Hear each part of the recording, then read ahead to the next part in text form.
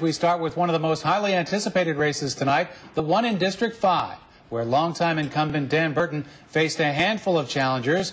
Burton won tonight in the overwhelmingly Republican district. Congressman Dan Burton will get his chance at a 15th consecutive term in Washington. Burton the winner again. Now, this was the second primary election where Burton faced a tough challenge. But tonight, the congressman's supporters are celebrating another victory.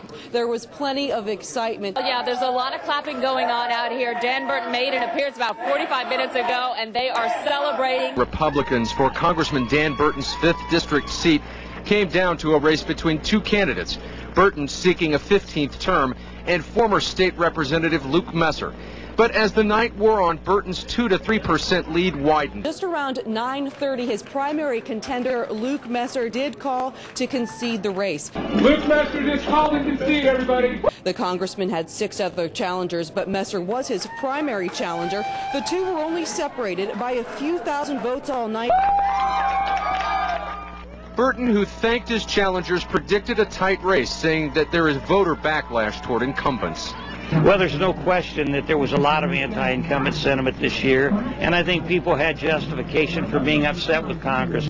All of them ran very aggressive campaigns, and I think it resulted in a number of them getting a considerable amount of votes.